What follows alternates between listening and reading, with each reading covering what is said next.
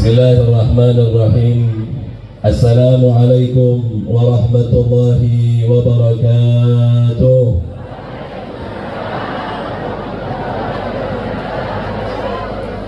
Alhamdulillah. Alhamdulillahilladzi ahsana tadbira al-kainat wa khalaqa al-aradina was-samawat wa anzala al-ma'a min al-mu'sirat وأنشأ حبا والنبات وقدر الأرزاق والأقوات وأثاب على أعمال الصالحات ونصلي ونسلم على سيدنا محمد بالمعجزات الظاهرات الذي حصل من نوره وجود الكائنات وعلى آله وأصحابه إلى يوم الميقات. أما بعد، Ayuhal ikhwa rahimakumullah, yang saya muliakan segenap para alim ulama, para tuan guru, para masyayikh, tokoh masyarakat, seluruh para asatidah. Semoga Allah Subhanahu wa ta'ala senantiasa merahmati kita semua, amin, Allahumma amin. Yang saya muliakan ayahanda kita Bapak PJ Bupati Dr. DRS Budi Santoso, begitu juga segenap forum koordinasi pimpinan daerah, segenap aparatur negara, segenap kaum muslimin muslimat, begitu juga Bapak Camat Kota Waringin Lama, sekaligus Ketua Panitia Hall Kiai Gede. Yang saya muliakan juga segenap Ketua Pengurus Makam beserta anggotanya, dan semoga Allah Subhanahu wa ta'ala senantiasa mencurahkan rahmatnya bagi kita semua, amin, Allahumma amin. Hadirin hadirat akhwan akhwat yang dimuliakan oleh Allah, bersyukur kita kepada Allah Subhanahu wa ta'ala karena dikumpulkan di sebuah tempat yang penuh dengan kemuliaan, di bulan yang mulia, di waktu yang mulia, di hadapan orang-orang yang mulia, sehingganya kelak kita akan dikumpulkan bersama mereka di dalam kemuliaan yang Allah Subhanahu wa ta'ala berikan kepada mereka. Alhamdulillah, bukan karena usaha kita untuk datang ke tempat ini, akan tetapi karena kita diundang oleh sahibul haul, karena kita memang disukai oleh sahibul haul, karena kita memang diharapkan oleh sahibul haul untuk datang ke tempat ini. Begitu juga karena Allah Subhanahu wa ta'ala gampangkan kaki kita untuk melangkah ke tempat ini, karena Allah Subhanahu wa ta'ala tentukan kita untuk datang di tempat ini, dan semoga Allah curahkan keberkahannya, Allah curahkan rahmatnya kepada kita semua, dan semoga Allah Subhanahu wa ta'ala senantiasa melindungi kita semua, amin, Allahumma amin. Salawat dan salam atas baginda Rasul sallallahu alaihi wa alihi wasallam, Nabi yang menjadi tauladan bagi kita, Nabi yang menjadi contoh di dalam kehidupan kita, Nabi yang risalahnya sempurna, Nabi yang kemudian menjadi penutup bagi kenabian, dan tak ada nabi setelahnya. Semoga salawat dan salam ini senantiasa tercurah kepada baginda Rasul sallallahu alaihi wa alihi wasallam, kepada para sahabat, karib kerabat, tabi'in, tabi'it tabi'in, wa alaina ma'ahum wa fihim birahmatika ya arhamar rahimin.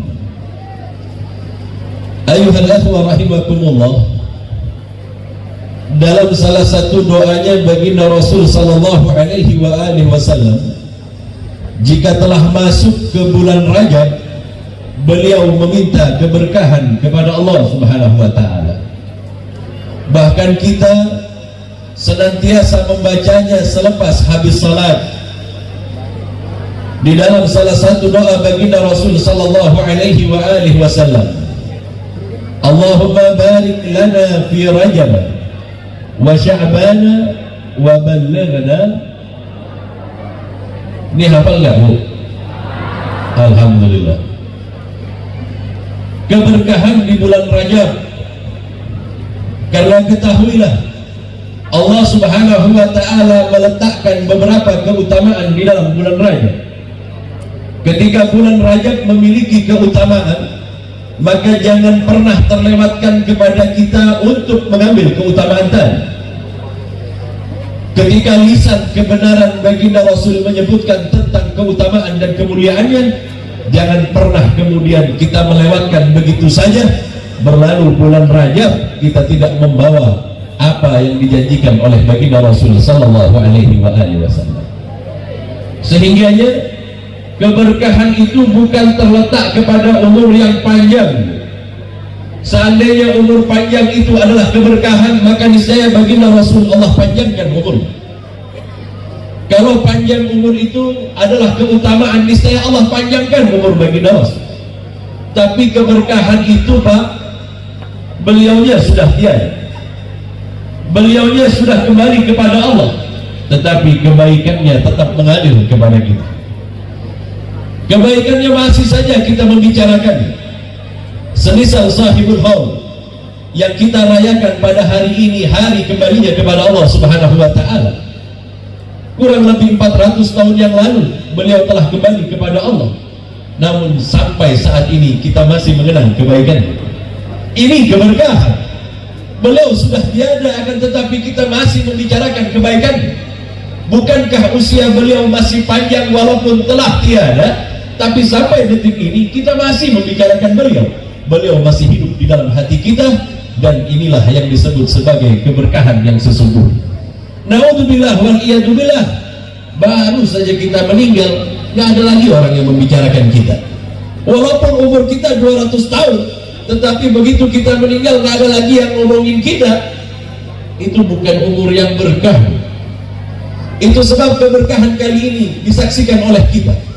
Bagaimana beliau, seorang tokoh agama yang menyebarkan ajaran Islam di negeri ini, sampai detik ini kita menghargai. Sampai detik ini lisan ini tak henti-hentinya untuk memujanya, memujinya, dan senantiasa bercerita tentang kebaikan demi kebaikan yang dimiliki oleh Sahibul Haul. Ini keberkahan yang sesungguhnya. Semoga dengan umur beliau yang berkah kemudian Allah juga turunkan keberkahan kepada kita. Allah berikan juga pahala kepada beliau, dan kita pun berhak untuk mendapatkan apa yang beliau dapatkan dari Allah Subhanahu wa ta'ala. Amin Allahumma amin. Hadirin yang dimuliakan oleh Allah, hari ini saya hendak bercerita tentang diri, tentang setiap orang yang memilikinya. Menyadari dari mana kita berasal, dan dari mana nantinya, dan kemana nantinya kita akan kembali. Di dalam ayat Al-Quran Allah Subhanahu wa ta'ala menyebutkan, afahasibtum annama khalaqnakum abatha, apakah kalian mengira bahwa kami menjadikan kalian dalam keadaan sia-sia? Akankah Allah menjadikan kita tanpa sebuah tujuan? Akankah kita tidak memiliki tujuan di dalam hidup kita? Jika kita sadar betul bahwa sesungguhnya perjalanan kita adalah kembali kepada Allah. Afahasibtum annama khalaqnakum abatha wa annakum ilaina la turja'un, dan sungguh kepada kami kalian harus kembali. Ketika Allah adalah tempat kembali, ketika Allah adalah akhir dari perjalanan kita, Allah zat yang suci. Allah jadikan kita awalnya di dalam kesucian. Wa nafakhna fihi min ruhina, Allah hembuskan sebagian dari rohnya, sehingganya hiduplah kita dan kita dalam kesucian. Namun kehidupan dunia kemudian mengotori kita, sehingganya kita tak kalah berjalan di muka bumi ini jauh melenceng jauh dari ajaran Allah Subhanahu wa ta'ala. Maksiat kita kerjakan, kesalahan kita lakukan. Ketika hal ini tidak disadari oleh kita, maka jangan pernah berharap Allah akan menjadi tujuan kita, karena kita tak akan pernah kembali kepada Allah jika kita dalam keadaan kotor dan tak suci. Allah zat yang suci hanya menerima kesucian. Tak kala kita dalam keadaan tak suci, maka sepanjang umur kita, sepanjang usia waktu, kalau kita tidak akan pernah kembali kepada Allah. Itulah yang disebut neraka, di mana kita tak mampu mengembalikan diri kita kepada Allah Subhanahu wa taala. Na'udzubillah wal iyadu billah. Hari ini saya mau mengingatkan diri, mau mengajak kita kembali ingat kepada tujuan kita, agar kita tidak lupa bahwa sesungguhnya tujuan kita adalah Allah, dan mengenal diri adalah awal pintu gerbang kemudian kita untuk menuju kepada Allah Subhanahu wa taala. Di dalam sebuah hadis yang disebutkan oleh baginda Rasul sallallahu alaihi wa alihi wasallam, "Man arafa nafsahu faqad arafa rabbah." Barang siapa yang mengenal dirinya, ia mengenal Allah. Lalu bagaimana dengan mengenal diri? Akankah mengenal diri hanya kenal kapan tanggal lahir kita? Bukan. Apakah mengenal diri mengenal tanda di dalam tubuh kita? Bukan. Kita tahu berapa jumlah tai lalat di tubuh kita? Bukan. Mengenal diri itu tahu persis bahwa kita adalah ciptaan Allah Subhanahu wa taala yang nantinya harus kembali kepada Allah. Sehingganya jika kita benar-benar mengenal diri, kita tahu persis dan menjadikan tujuan kita sebagai tujuan satu-satunya menuju kepada Allah Subhanahu wa taala. Ayuhal akhwa rahimakumullah. Di dalam sebuah doanya, Al-Habib Ali bin Muhammad Al-Habsyi, sahib Simtud Durar, beliau mengajarkan kepada kita sebuah anak tangga untuk mengenal tentang diri. Di dalam doanya beliau pernah berkata, Allahumma amur ajsadana bita'atika wa'mur qulubana bimahabbatika wa'mur arwahana bima'rifatika wa'mur asrarana bimusyahadatik. Al-Habib Ali bin Muhammad Al-Habsyi seolah-olah hendak memberitahu kepada kita bahwa kita sesungguhnya memiliki 4 hal yang ada pada diri kita. Pertama, kemudian kita kenal dengan sebutan jasad, atau yang lebih dikenal dengan batang tubuh. Yang kedua, kemudian dikenal dengan sebutan hati. Yang ketiga, kemudian kita mengenalnya dengan sebutan ruh. Dan yang keempat, kita mengenalnya dengan sebutan sir. 4 hal inilah yang ada pada diri kita, yang harus kita ketahui satu persatu. Sehingganya tak kala kita mengenal 4 hal yang ada pada diri kita ini adalah pintu gerbang untuk bermakrifah, mengetahui Allah Subhanahu wa taala. Jangan bertanya tentang mereka orang-orang yang sampai kepada Allah Subhanahu wa taala tentang ketika mereka sampai kepada Allah, tapi tanyakanlah bagaimana mereka sampai kepada Allah. Banyak orang yang tertipu, yang kemudian hanya berharap mendapatkan hasil, akan tetapi mereka tak pernah melangkah untuk mendapatkan apa yang didapatkan oleh mereka orang-orang yang dekat kepada Allah Subhanahu wa taala. Maka awal yang harus kita ketahui pertama adalah jasad kita. Jasad kita ini, ketahuilah, tak ubahnya bagaikan binatang, tak ubahnya bagaikan pohon. Ia lambat laun akan tumbuh dan nantinya akan tumbang. Lambat laun ia akan kembali kepada asalnya yang kemudian menjadi tanah. Itu sebab jika orang hanya memperhatikan jasadnya, jika orang hanya memperhatikan bentuk tubuhnya, suatu ketika ia akan menyesal, karena apa yang ia jaga kelak akan kembali kepada tanah, dan ulat tanahlah yang paling gembira tak kala kita kembali kepada tanah. Bu, ibu-ibu pingin glowing itu untuk apa? Untuk suami. Ibu-ibu tahu nggak? Ulat tanah paling senang melihat orang-orang yang glowing. Karena itu bukan tujuan kita. Yang seharusnya diglowingkan itu akhlak kita, Bu.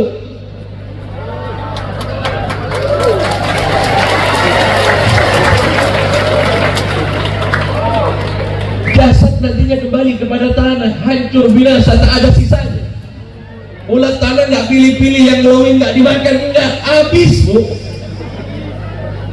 Itu sebab jika kita hanya memperhatikan jasad kita, rugi kita. Jika kita hanya menghiasi tubuh kita, dibelikan permata, dibelikan emas dan segalanya, hakikatnya kita sedang menghiasi bangkai kita. Naudzubillah wal iyadu billah.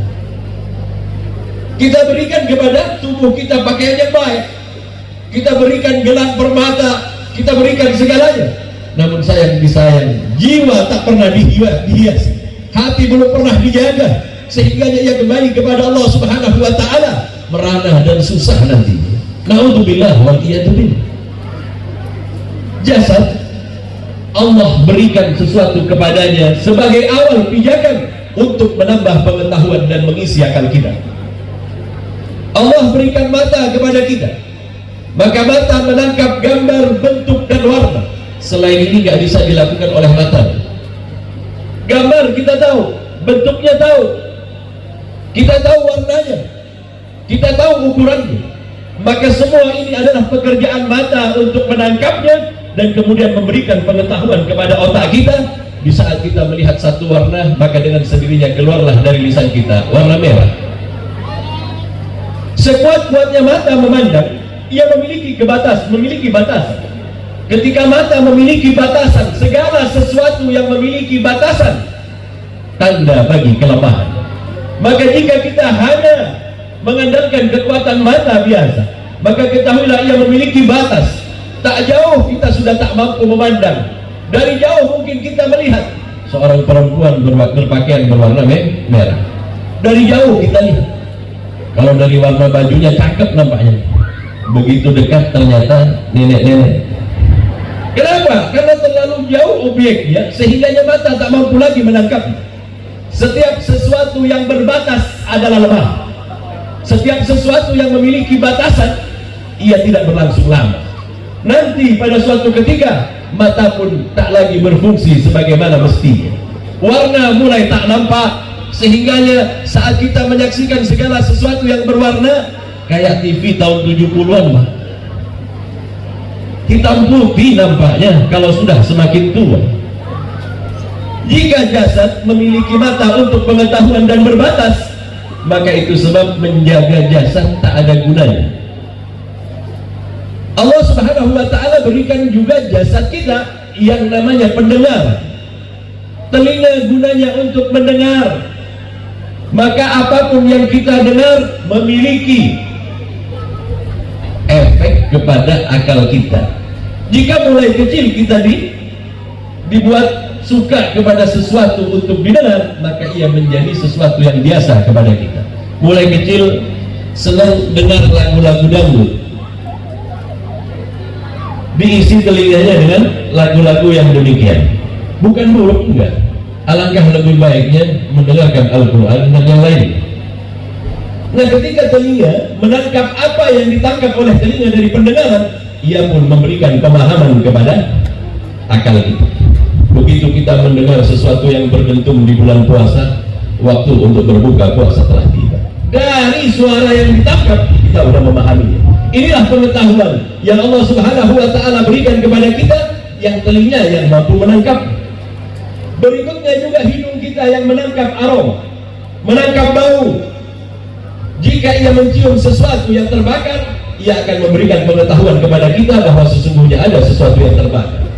Begitu selanjutnya lisan kita yang kenal kepada rasa-rasa yang ada, maka ketahuilah setiap rasa yang kita rasakan kemudian memberikan pemahaman kepada otak kita, ini manis, asin, kecut dan sebagainya. Maka pengetahuan ini diperoleh oleh jasad kita yang kemudian dikenal dengan panca indera.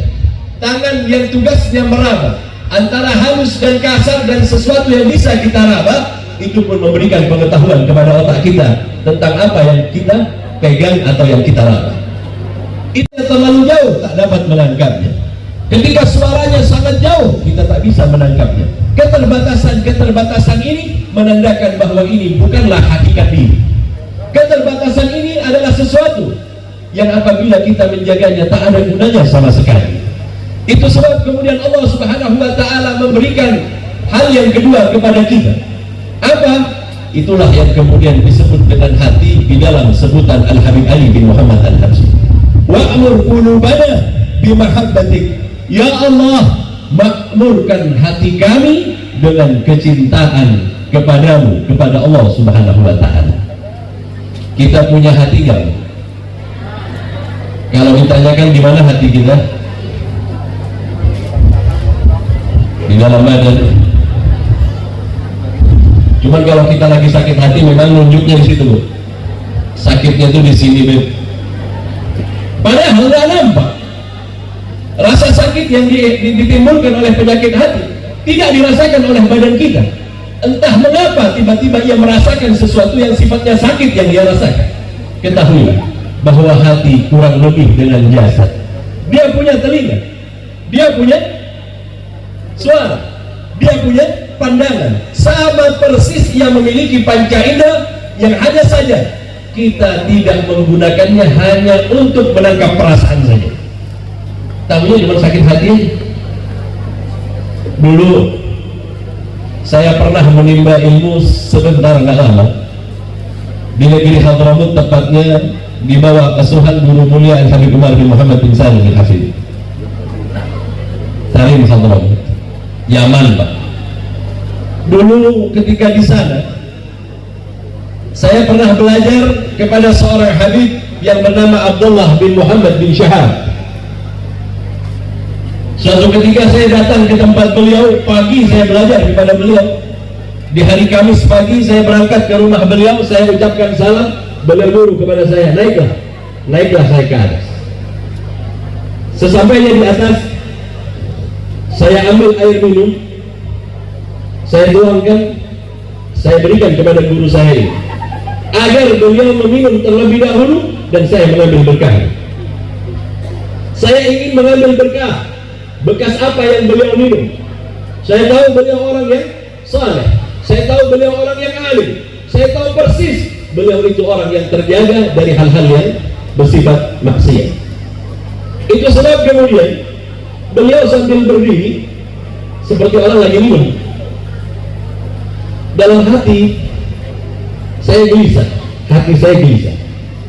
Mengapa orang semisal beliau yang dikatakan orang alim, semisal beliau orang yang berjalan di jalan baginda Rasul sallallahu alaihi wasallam, harus minum dalam keadaan berdiri? Bu, sunahnya minum berdiri dulu, Bu. Bagaimana cara minum, Bu? Tangan kanan, karena setan minum pakai tangan. Jadi kalau ada orang minum pakai tangan kiri, ibu-ibu Pak yang bilang, bukan saya Pak. Ibu-ibu yang bilang, bukan saya. Saya cuma nanya aja. Nah, beliau ini minum pakai tangan kanan, tapi dalam keadaan berdiri. Kami sebagai pencari ilmu membaca banyak riwayat baginda Rasul itu kalau minum duduk, kecuali sekali saja di dalam peristiwa haji, di dalam peristiwa Hujjatul Wada, di dalam kitab Idahul Hajj, di situ disebutkan baginda Rasul minum dalam keadaan berdiri karena penuh sesak sahabat yang minum air Zam-Zam saat itu. Sehingga saya berpikir, bukankah ini bukan dalam keadaan darurat, hanya saya dengan beliau saja, lalu mengapa beliau berdiri? Sebuah kesalahan yang dilakukan oleh seorang murid adalah menilai gurunya. Namun kita berguru, nggak usah menilai guru, karena beliau jauh lebih alim. Kita nggak tahu. Nah, saya murid yang kurang ajar ini menilai sang guru. Anehnya, padahal hal itu adalah hal yang salah. Dalam hati saya berkata, akankah saya melanjutkan belajar saya kepada beliau, sedangkan beliau tak menjalankan sunnah bagi Rasul sallallahu alaihi wasallam. Berkecamuk di dalam hati, namun tak pernah terlontarkan di dalam lisan saya. Belum pernah saya keluarkan kalimat ini. Ketika teman-teman saya datang semuanya duduk di sekitar beliau, beliau menyuruh, bacalah kitabmu, kepada salah seorang teman saya yang membaca kitab. Ketika teman saya membaca kitab ini, meliriklah beliau kepada saya. Kemudian beliau berkata, alangkah ramainya hati, seolah-olah engkau berbicara tentang apa yang aku lakukan tadi tak kala aku minum. Ketahuilah, tidak sedikit pun air yang masuk ke mulutku, aku hanya memasukkan lidahku ke dalam gelas agar engkau bertabaruk kepada seolah-olah terbacalah dan terdengarlah apa yang di dalam hati. Baru saya percaya, ternyata hati ini bisa mendengar, ternyata hati ini bisa tahu sebagaimana telinga kita, sebagaimana jasad kita. Namun pernahkah kita menghidupkan hal ini? Bisakah kita melakukannya? Jika tak belajar untuk mengenal diri, kapankah kita akan menggunakan hati kita agar ia bisa mendengar? Kita mana tahu teman kita di sebelah ngomong dalam hatinya, emas yang dipakai orang sebelah kita ini palsu, karena asli. Gak ada yang tahu. Coba bayangkan kalau kita hadir di tempat ini, kemudian kita dengar semua apa yang dikatakan oleh hati mereka. Alangkah ramainya dan alangkah banyaknya yang tak ada di tempat ini, semuanya pikirannya di mana-mana. Dan saya ngomong sama siapa kalau semuanya pikirnya mana? Ngomong sama patung? Enggak. Itu sebab kapan kita bisa kemudian menggunakan hati kita untuk dapat mendengar? Kapan hati kita dapat merasakan? Sehingga baginda Rasul pernah menyebutkan, "Baka ta'mal iman man radiya billahi rabbah wa bil islami dina wa bi Muhammadin sallallahu alaihi wa alihi wasallam nabiyyan wa rasulah." Ingat, baginda Rasul menyebutkan akan terasa manisnya iman oleh hati kita. Hati merasakan manis, hati merasakan segala sesuatunya. Akan tetapi kapan kita akan merasakan manisnya iman? Sedangkan kita hanya dapat menggunakan jasad kita, belum pernah menggunakan hati yang kita miliki. Rupanya rahasia agar hati ini bisa kemudian mendengar, rahasia agar hati kita ini dapat merasakan adalah hendaklah kita tidak banyak menilai orang lain di dalam hati kita. Duduk kita di sebelah teman kita, ngomong dari atas rambut sampai ke kaki yang dirasani. Tahu rasanya bu? Dirasani. Kayaknya kerudungnya ini, produknya ini. Semuanya untuk menilai, semuanya untuk menghakimi, semuanya hanya untuk menghukumi orang di hadapan kita. Lalu kapan hati kita akan terbuka? Jika hal ini saja yang kita kerjakan.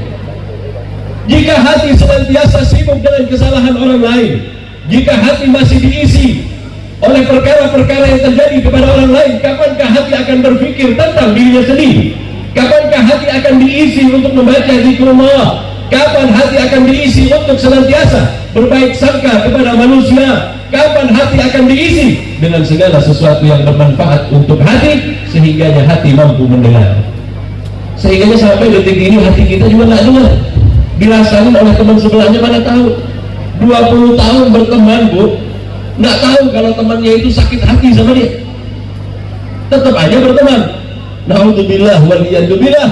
Maka inilah yang kemudian oleh Allah dikatakan mereka tidaklah buta di dalam pandangan mata, akan tetapi buta mata hatinya. Naudzubillah waliyadzubillah. Nah itu baru hati, itu baru hati kita. Dan konon penyakit hati ini berbahaya betul. Jika ia bersarang di dalam hati kita, semuanya tertutup, semuanya tertutup. Kalau ada rasa hasut di dalam hati kita, orang yang kita hasuti tadi nggak ada betul-betulnya pak. Percaya, nggak ada betul-betul. Dia melihat tetangganya beli sepeda motor baru, karena dia sudah sakit hati, dia bilang apa? Paling dia itu kredit. Nggak pernah senang hati. Itu sebab apa? Tetangganya beli kulkas, dia yang kedinginan. Siapa yang beli kulkas? Tetangganya. Yang dingin siapa? Dia. Gemetar saya lihat tetangga saya beli kulkas. Kenapa? Sakit hati saya. La ilaha illallah. Na'udzubillah waliyadzubillah. Kapan hati akan terbuka? Dan kapan kita akan mengenal diri kita? Dan kapan kita akan kembali kepada Allah? Jika hal ini kemudian mengganggu kita dan kita tidak pernah sampai untuk menyelesaikan perjalanan kita menuju Allah, na'udzubillah waliyadzubillah. Yang berikutnya, ini saya singkat-singkat saja nih, kalau enggak kepanjangan para masalah. Udah pada lapar kan? Belum?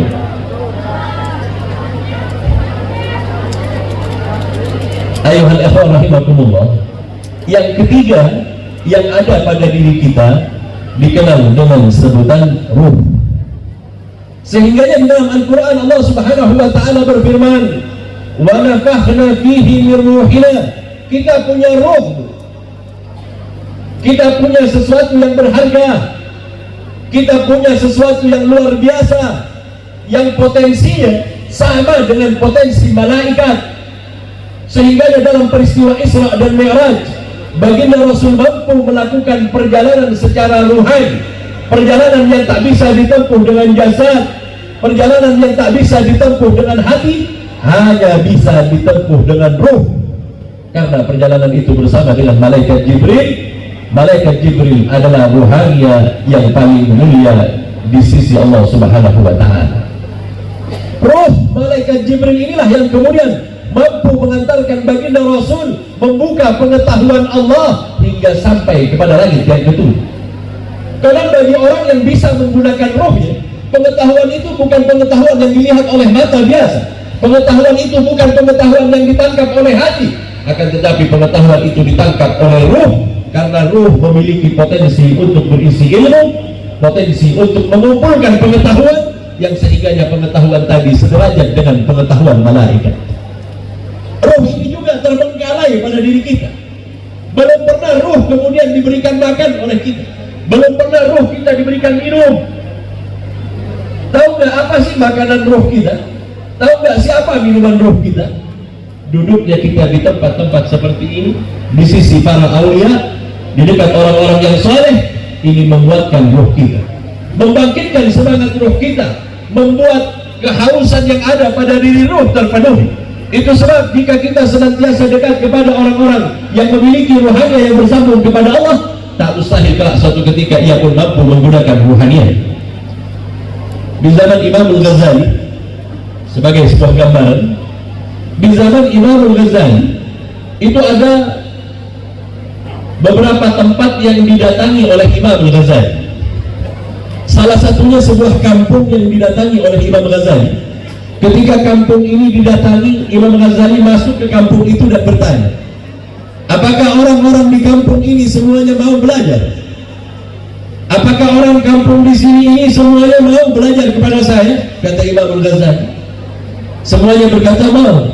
Ketahuilah, jangankan belajar kepada saya, belajar kepada salah satu murid saya saja, kalian sekampungan pasti alim jadi. Jangan kepada Imam Ghazali, kepada muridnya. Kalau kita lihat kalimat ini, apa yang terkandung di dalamnya? Jangankan belajar kepada saya, belajar kepada murid saya, sekampungan bisa jadi alim semua. Apa kalimat yang terkandung di dalam? Sebuah kesombongan. Murid saya saja bisa bikin alim, kita ini sekampungan. Tapi nggak nyuruh Imam Ghazali, apalagi saya yang dulu, enggak. Tetapi semuanya paham, kalimat ini mengandung hal yang di dalamnya adalah kesombongan. Ketahuilah, ilmu tak pernah datang kepada orang yang sombong.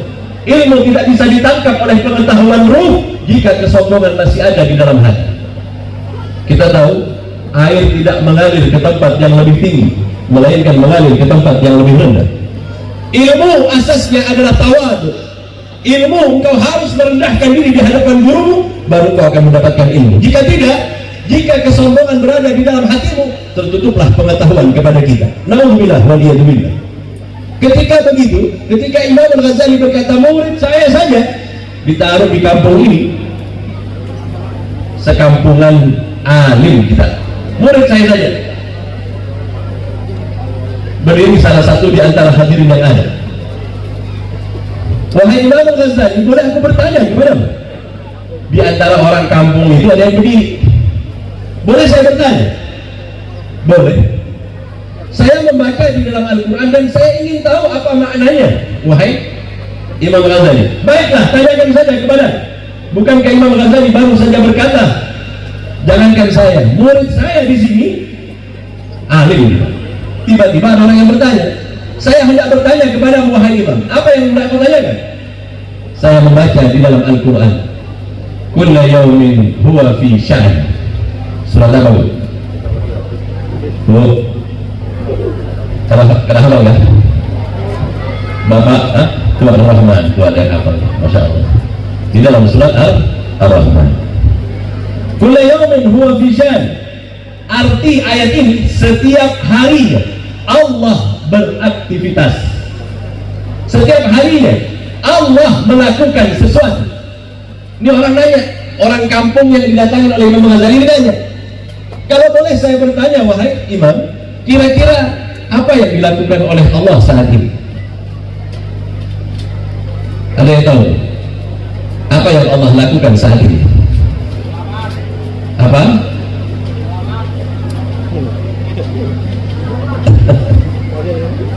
Mencurahkan rahmatnya senantiasa. Apalagi? Berarti ibu lebih pintar dari Imam Ghazali.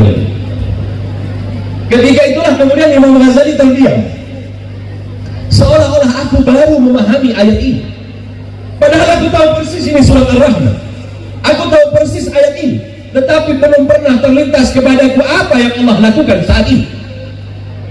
Maka terdiamlah Imam Ghazali, sadar betul bahwa yang menghalangi dirinya dari pengetahuan adalah sifat sombong yang baru saja dilakukan.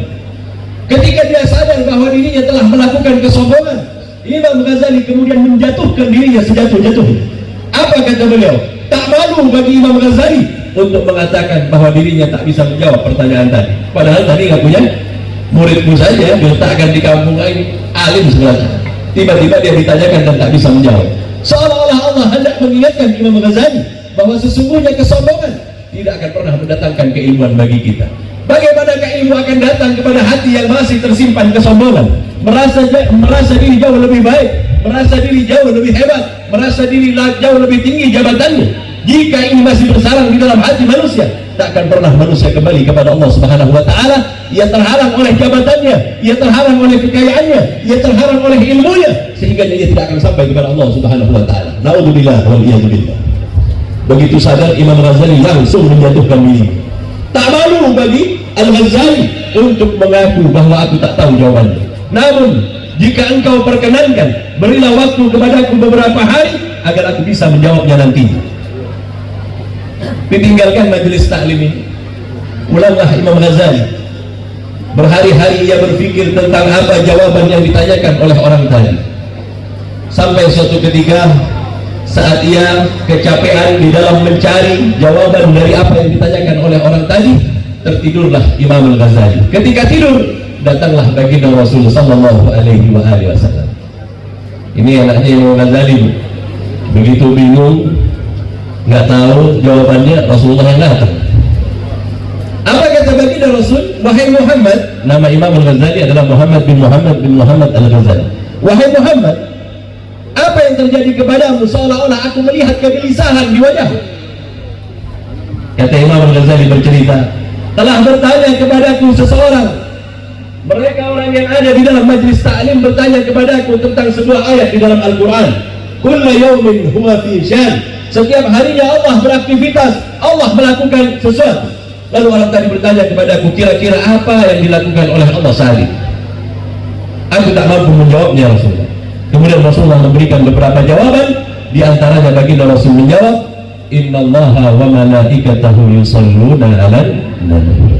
Allah senantiasa bersolawat. Ini di antara jawaban yang diberikan oleh baginda Rasul SAW kepada Imam Al-Ghazali. Sehingga besok paginya semangat Imam Al-Ghazali datang ke majelis ta'lim mau jawab pertanyaan orang tadi. Begitu duduk di majelis ta'lim, kemarin ada yang nanya sama saya, kebetulan saya masih belum dapat jawabannya, tapi hari ini saya dapat jawaban. Tanyakan lagi, orang itu bertanya, Kula yaumin huwa fi syan, apa aktivitas Allah saat ini? Maka dijawablah oleh Imam Al-Ghazali, Innallaha wa malaikatahu yusalluna 'alan nabi. Allah Subhanahu wa Ta'ala senantiasa berselawat kepada baginda Rasul sallallahu alaihi wasallam. Maka di antara aktivitas Allah adalah Allah senantiasa berselawat kepada Nabi. Orang yang nanya tersenyum. Dia melihat kepada Imam Al-Ghazali. Kemudian dia berkata apa? Akthir salata wassalama man 'allamaka fil manam ya Muhammad. Apa kata dia? Perbanyaklah olehmu wahai Muhammad salawat dan salam kepada orang yang telah mengajarkan engkau di dalam mimpi. Ini orang yang bertanya, dia juga yang menjawab. Yang menjadi hal yang harusnya kita ketahui, bagaimana mungkin orang tua tadi, orang yang bertanya ini mengetahui bahwa yang datang kepada Al-Ghazali adalah baginda Rasul sallallahu alaihi wasallam. Apa yang terjadi? Ternyata orang ini adalah orang yang mampu menjaga hatinya. Di dalam hatinya tak pernah tersimpan rasa iri, di dalam hatinya tak pernah tersimpan rasa hasut, Sehingganya saat hatinya terbuka, saat semua panca inderanya bisa ia gerakkan, maka Allah membuka pintu hatinya yang ketiga, yakni di mana ruh berada. Di sanalah kemudian tak kala ia memiliki pengetahuan ruh, tak ada satupun ruh yang mampu bersembunyi dari mata orang-orang yang seperti ini. Lihat bagaimana baginda Rasul. Baginda Rasul berkata, seandainya kalian melihat apa yang aku lihat, bukan dengan mata kasat, maksud baginda Rasul, jika engkau lihat, maka di setiap bagian bumi ini sejarah 4 jari, setiap malaikat berjajar di tempat itu. Seandainya Allah buka ruh kita, seandainya ruh dapat melihat, seandainya ruh sebagaimana baginda Rasul dapat melihat, maka niscaya kita tidak akan pernah jatuh ke dalam maksiat. Coba bayangkan, 4 jari di muka bumi ini ada malaikat. Kapan kita mau gosip kalau di sebelah kanan kiri kita adalah malah? Tapi karena kita nggak sadar, padahal udah kiai sama guru udah diceritakan kanan kiri malaikat yang nyatat kebaikan dan keburukan, masih aja kita enak gosip. Kenapa? Karena ruh tak menyaksikan. Itu sebab sehingganya jika manusia masih belum menyelesaikan perjalanan ruhnya, jangan berharap ia akan kembali kepada Allah Subhanahu wa Ta'ala. Itu sebab waktu yang tersisa bagi kita, yang masih ada kesempatan hidup bagi kita, semoga Allah Subhanahu wa Ta'ala panjangkan umur kita di dalam keberkahan. Sisa umur kita ini kita manfaatkan untuk mengenal diri dan mengembalikannya kepada Allah Subhanahu wa Ta'ala. Potensi yang keempat yang ada pada diri kita, ini saya singkat-singkat saja biar nggak terlalu banyak. Yang keempat dikenal dengan sebutan sir. Apa itu sir? Sir adalah sebuah hal yang ada pada diri manusia yang tak ada yang mampu untuk menembusnya, semisal baginda Rasul sallallahu alaihi wasallam. Ini terjadi di malam Isra dan Mi'raj, di mana Allah Subhanahu wa Ta'ala membatasi manusia dengan sidra. Sidratul Muntaha adalah batas antara makhluk dan Tuhannya, batas yang memisahkan makhluk dari Allah Subhanahu wa Ta'ala, batas di mana manusia tak mampu melampauinya. Jangankan manusia biasa, malaikat Jibril alaihissalam yang dimensinya adalah ruh keseluruhan dari ujung rambutnya sampai kepada ujung kakinya adalah ruh, tak mampu menembus hal ini. Ketika ia sampai di tempat itu, ia berkata kepada baginda Rasul, "Ya Rasulullah, aku hanya menemani engkau sampai di tempat ini saja. Sisanya ya Rasulullah, jika aku tetap bersama denganmu, aku akan hancur menjadi kepingan-kepingan cahaya." Jibril tak mampu menembus. Tetapi apa yang Allah berikan kepada baginda Rasul, itulah kemudian baginda Rasul melampaui segalanya, dan ia di dalam Isra dan Mi'raj sampai di hadapan Tuhannya, sehingga kita mengenal dialog baginda Rasul sallallahu alaihi wasallam dengan Tuhannya di dalam tahiyat yang kita baca di dalam setiap kali salat. Benarkah salat kita telah melakukan perjalanan menuju Allah? Benarkah apa yang telah kita lakukan ini semuanya kemudian menambahkan pengetahuan kita kepada hati, ruh dan sir kita? Benarkah kita telah mengenal diri? Jika sampai detik ini kita hanya mengenal makanan, kita hanya mengenal jenis minuman, kita hanya mengenal jenis pakaian, perhiasan dan lain-lainnya, maka pengetahuan itu adalah pengetahuan jasad, belum pernah mengantarkan kita kepada pengetahuan yang sesungguhnya untuk kembali kepada Allah. Konon mereka orang-orang aulia, mereka orang-orang yang kemudian Allah berikan keberkahan di dalam umurnya, sehingga kita tetap mengenang kebaikannya. Mereka adalah orang-orang yang sampai kepada Allah semisal baginda Rasul sallallahu alaihi wasallam. Itu sebab kita datang di tempat ini mengambil keberkahan dari dunia. Jangan engkau katakan orang yang mati di jalan Allah mereka itu kemudian meninggal. Tidak, hanya mata kita yang buta, hanya hati kita yang tak mengenal, hanya ruh kita yang masih belum terbuka kedua matanya. Seandainya terbuka, niscaya kalian akan melihat bahwa mereka makmur di dalam kuburannya, dijamin oleh Allah Subhanahu wa Ta'ala rizkinya. Walaupun mereka berada di alam ruh, kita tak mampu melihatnya karena kita masih terhalang oleh kepentingan jasad kita. Naudzubillah, tsumma naudzubillah. Jasad kita adalah penghalang, dunia adalah penghalang, dan merupakan salah satu hal yang kemudian banyak mencegah kita untuk kembali kepada Allah. Itu sebab baginda Rasul menyebutkan, hubbud dunya ra'su kullil khati'ah. Kesalahan terbesar kita adalah meletakkan kecintaan di dalam hati kita kepada dunia. Dunia adalah harta, dunia adalah jabatan, dunia adalah segala yang kita miliki yang membuat kita lupa kepada Allah Subhanahu wa Ta'ala. Sayyidina Ali bin Abi Thalib pernah berkata, "Ma hiya dunya ya Imam?" Apa itu dunia wahai Imam? Kullama yansaka 'anillah. Segala sesuatu yang membuat kau lupa kepada Allah, itu adalah dunia. Apapun bentuknya, walaupun dalam bentuk ibadah sekalipun, Jika itu membuat engkau lupa kepada Allah, maka niscaya engkau terhalang dari Allah Subhanahu wa Ta'ala. Berapa banyak di antara kita melakukan ibadah tidak ditujukan kepada Allah, hanya untuk mendapatkan popularitas di depan mata manusia. Ia lakukan ibadah haji agar kemudian ia dihormati oleh orang kampungnya. Ia melakukan sebuah perbuatan baik agar kemudian dinilai oleh masyarakat kampungnya. Naudzubillah wal iyadzubillah. Semua hal ini adalah hal yang mencegah kita untuk mengenal diri kita kembali kepada Allah Subhanahu wa Ta'ala. Ayuhal ikhwah rahimakumullah, alangkah indahnya diri kita tak kalah kesemuanya ini bisa kita kenali satu persatu. Seandainya kita mampu menjaganya, seandainya kita bisa melewatinya satu persatu, demi Allah, kita adalah malaikat dalam bentuk manusia yang berjalan di muka bumi ini. Sungguh Allah Subhanahu wa Ta'ala menjadikan makhluk terindah adalah yang bernama manusia. Laqad khalaqnal insana fi ahsani taqwim. Allah Subhanahu wa Ta'ala menjadikan manusia sebaik-baiknya bentuk. Bukan bentuk fisik, bukan hati, bukan roh, bukan, tetapi sir yang sungguh luar biasa, yang ianya dan dengan dialah kita bisa kembali kepada Allah dan mengenal segala sesuatunya karena Allah Subhanahu wa Ta'ala. Ayuhal ikhwah rahimakumullah, inti dari acara hal itu selain kita mengenal kebaikan beliau, kita juga belajar bagaimana mengembalikan diri kita kepada Allah Subhanahu wa Ta'ala, agar kita bisa menjadi orang semisal beliau, agar kemudian kita menjadi orang yang mampu menjaga segala sesuatunya, sehingga kita tak jatuh dalam perbuatan dosa yang membuat roh kita tercoreng, sir kita kemudian memiliki maksiat yang sehingga tak bisa kembali kepada Allah Subhanahu wa Ta'ala dan yang maha suci. Ayuhal ikhwah rahimakumullah, sungguh ilmu yang dibentangkan oleh Allah luar biasa, pengetahuan yang diberikan oleh Allah luar biasa, dan itu diajarkan kepada baginda Rasul sallallahu alaihi wasallam dalam waktu yang singkat yang kemudian dikenal dengan sebutan Isra dan Mi'raj. Mereka orang-orang yang soleh, mereka orang-orang yang dekat kepada Allah, mengetahui sir tentang diri dan mengenal baginda Rasul sallallahu alaihi wasallam sebagai pijakan untuk kembali kepada Allah Subhanahu wa Ta'ala, sehingga kehidupan mereka berkah. Ratusan tahun mereka telah meninggalkan kita, tetapi kebaikan demi kebaikannya tetap kita bicarakan dan kita sampaikan. Inilah yang hendak kita ambil agar suatu ketika kelak kita pun mendapatkan keberkahan. Kita meninggal, orang-orang setelah kita masih mengenalnya, dan itulah keberkahan hidup yang konon jauh lebih baik daripada panjangnya umur tapi nggak ada yang ngomongin. Naudzubillah wal iyadzubillah. Ayuhal ikhwah rahimakumullah, sungguh mengenal diri memakan waktu, bukan hal yang gampang, namun dengan sisa umur ini paling tidak kita bisa gunakan sesaat, walaupun singkat, sejauh apa kita bisa melakukannya. Kita memiliki keinginan untuk kembali kepada Allah. Semoga waktu yang singkat ini, pertemuan yang sedikit ini, membuat kita mengerti bahwa sesungguhnya tujuan kita bukanlah dunia ini, akan tetapi kembali kepada Allah Subhanahu wa Ta'ala. Semoga apa yang saya sampaikan secara singkat ini bermanfaat bagi diri saya sendiri dan bagi mereka yang mau mengambil manfaat di dalamnya. Semoga Allah berikan keberkahan kepada kita di bulan ini, di bulan Sya'ban, hingga sampai kita kepada bulan Ramadan. Amin, Allahumma amin.